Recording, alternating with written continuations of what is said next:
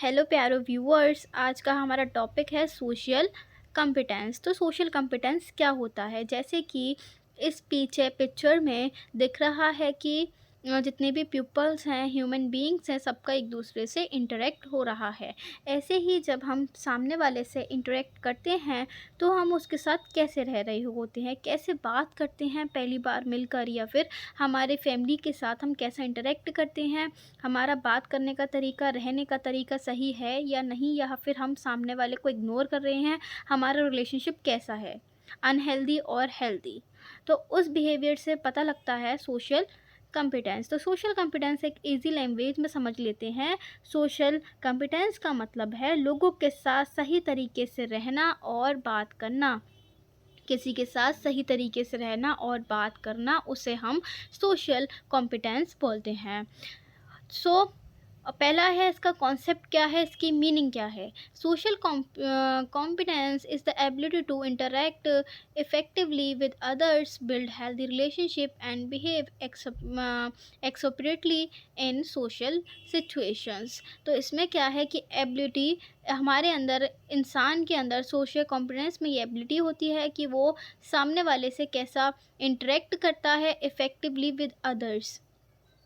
समझ रहे हो?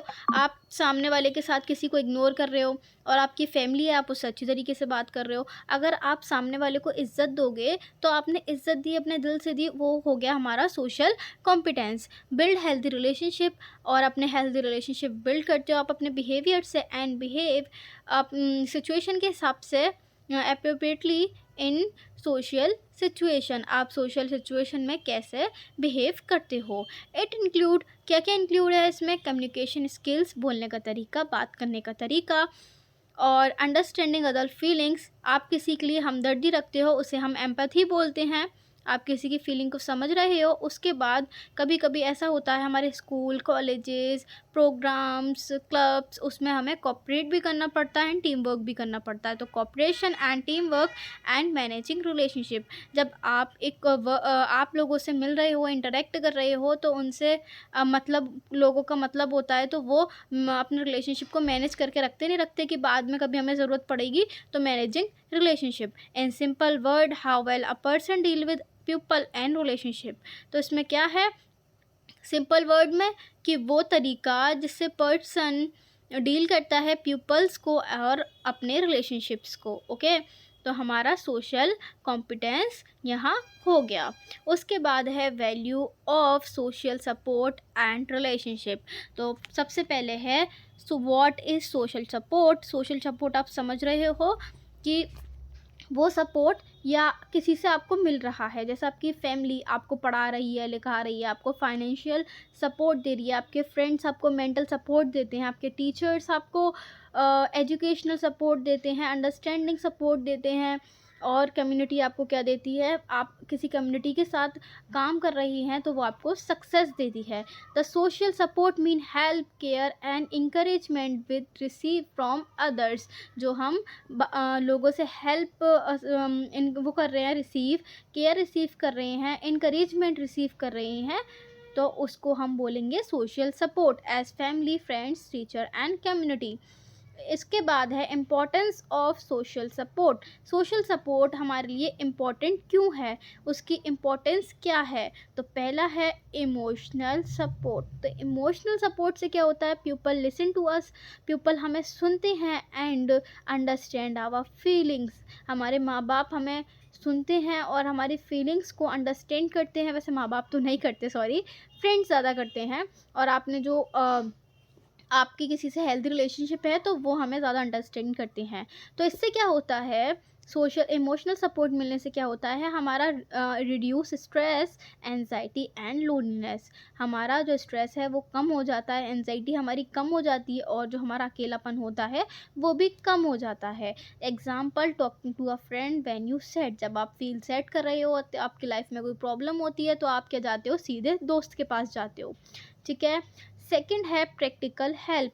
प्रैक्टिकल हेल्प मतलब कोई सिचुएशन आके पड़ी तो सबसे पहले आप अपने पेरेंट्स के साथ शेयर करते हो, या आप बीमार हो जाते हो तो आपका पेरेंट्स ध्यान रखते हैं, या एसेक्ट्रा एसेक्ट्रा जो भी एग्जांपल है पेरेंट्स से related. Others help in difficulty situation, जो प्रैक्टिकल हेल्प में क्या आता है, कोई डिफ़िकल्ट सिचुएशन पड़ी, सॉरी डिफरेंट बोल रही हूँ, डिफ़िकल्ट को डिफ़िकल्ट सिचुएशन पड़ी, उसमें जो हेल्प करता है उसे बोलते हैं हम practical help. Example, family help during illness, आप बीमार होते हो तो आपकी फैमिली आपकी हेल्प करती है।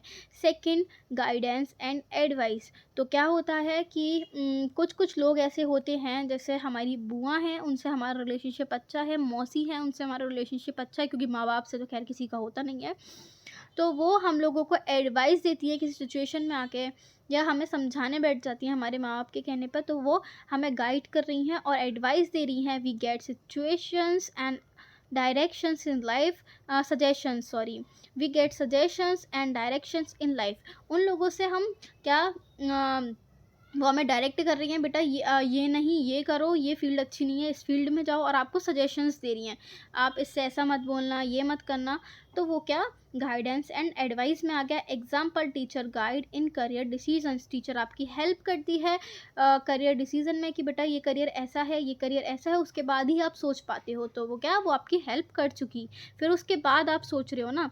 उसके बाद है डी, इम्प्रूव मेंटल हेल्थ, आपकी इम्प्रूव मेंटल हेल्थ कैसी होती है, strong relationship make us happy, जिससे आपका बॉन्ड अच्छा है, वो आपको हैप्पी फील कराते हैं, और सिक्योर, आप उनके पास बड़े सिक्योर फील करते हो। रिड्यूस डिप्रेशन एंड स्ट्रेस, आप अपनी स्ट्रेस और डिप्रेशन उन लोगों के साथ मिलकर ख़त्म करते हो। थर्ड है build confidence, support from other, जैसे आपके बहन भाई हैं, आपको सपोर्ट कर रहे हैं कि आप जो कर रहे हो वो बहुत अच्छा कर रहे हो। जैसे मेरी मम्मी और मेरा भाई बोलता है कि तू चैनल पे वीडियो डालती है, अच्छा डालती है, तो उससे क्या मुझे एक मोटिवेशन मिलती है। अगर मुझे एक भी इंसान सब्सक्राइब करता है या मेरी वीडियो को लाइक करता है या कमेंट करता है, तो मेरा सेल्फ स्टीम जो है वो बढ़ जाता है।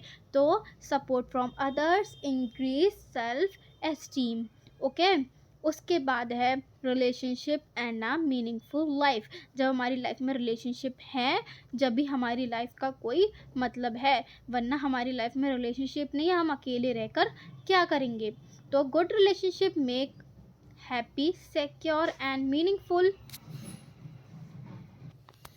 तो क्या करते हैं, हमारे जो रिलेशनशिप अच्छे होते हैं वो हमें हैप्पी रखते हैं और हमारी लाइफ को मीनिंगफुल बनाते हैं और हमें सिक्योर लगते हैं। Human are social being, humans जो होते हैं वो एक सोशल बीइंग होते हैं। We can not live alone, हम अकेले नहीं रह सकते। Strong relationship give purpose and satisfaction in life. तो क्या ये एग्जाम्पल आपको समझ में नहीं आएगा कि स्ट्रॉन्ग जो रिलेशनशिप होते हैं वो हमें लाइफ जीने का पर्पस और सेटिस्फेक्शन कैसे देते हैं। क्योंकि एक मैन है, जब अपने घर में फाइनेंशियल प्रॉब्लम देखता है तो वो अपनी पूरी ज़िंदगी अपने माँ बाप के लिए जीता है कि मुझे अपने माँ बाप के लिए ये करना है। तो उसकी लाइफ में क्या एक पर्पस है कि मुझे अपनी बीवी के लिए करना है, मुझे अपने बच्चों के लिए करना है, मुझे अपने बच्चों को ये एजुकेशन देनी है। तो क्या एक उसका स्ट्रॉन्ग रिलेशनशिप है और उसके पास पर्पस है। अब जब वो चीज़ हासिल कर लेता है, अपना कारोबार, अपना करियर बिल्ड कर लेता है, उसके बाद क्या उसे सेटिस्फेक्शन मिलती है कि मेरे बच्चे खुश रह रहे हैं, मेरी माँ खुश रह रही है। तो वो पर्पस भी है उसकी लाइफ में, सेटिस्फेक्शन भी है, वो क्या गिव कर रहा है अपने स्ट्रॉन्ग रिलेशनशिप्स को। ओके, उसके बाद है लव एंड बिलोंगिंगनेस। तो लव एंड बिलोंगिंगनेस का मतलब क्या है, पहले हम लव का मतलब समझ लेते हैं। लव में क्या केयर मिलती है, अफेक्शन एंड इमोशनल कनेक्शंस मिलते हैं। और बिलोंगिंगनेस में क्या मिलती है, feeling accept, valued and part of a group. मतलब बिलोंगिंगनेस, आपकी फैमिली में आप जो रह रहे हो वो एक बिलोंगिंगनेस है। आप फीलिंग्स एक्सेप्ट करते हो सामने वाले की, कोई आपकी फीलिंग्स को वो एक्सेप्ट करते हैं या आप उनकी फीलिंग्स को एक्सेप्ट करते हो, भले ही वो बुरी हो अच्छी हो। आप चिल्लाते भी हो, चीखते भी हो, कभी कभी आपको लोग लुच्चे भी बोल देते हैं, लेकिन फिर भी वो आपको एक्सेप्ट कर रहे हैं और आपकी वैल्यू इतनी है कि आपके बिना कहीं जाया नहीं जाता, आपके बिना कुछ किया नहीं जाता, उसे वैल्यू बोलते हैं। और आप क्या पार्ट ऑफ अ ग्रुप हो।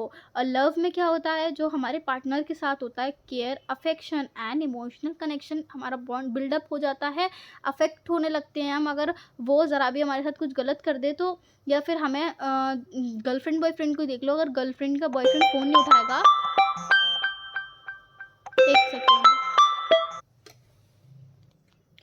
सॉरी गाइस, मैं बिज़ी हो गई थी थोड़ी। तो बिलोंगिंगनेस का यही मतलब है कि आपकी इम्पोर्टेंस क्या है घर में, कि आप कितने इंपॉर्टेंट है। बोलते हैं ना, मैं घर में बहुत इंपॉर्टेंट हूँ, मेरी बहुत सुनी जाती है, वो हो गई हमारी बिलोंगिंगनेस।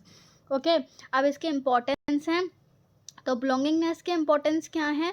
बेसिक ह्यूमन नीड, जो ये जो चीज़ है वो बेसिक ह्यूमन नीड है, हमारी लव और belongingness. According to Abraham Maslow, जो अब्राहम मैस्लो हैं, उन्होंने love and belongingness are basic psychological need, उन्होंने बोला है कि साइकोलॉजिकल नीड है। सेकंड पॉइंट है emotional security, make a person feel safe and cared for. तो वो जो हमारी लव और बिलोंगिंगनेस है वो क्या करती है, वो इंसान को स्पेशल फील कराती है, फील सेफ भी कराती है, और केयर्ड वाला भी स्पेशल फील कराती है। ठीक है। रिड्यूस लोनलीनेस, अकेलापन दूर करती है। फीलिंग कनेक्टेड, आप किसी से कनेक्ट फील करते हो, और प्रिवेंट आइसोलेशन, अकेलेपन से दूर।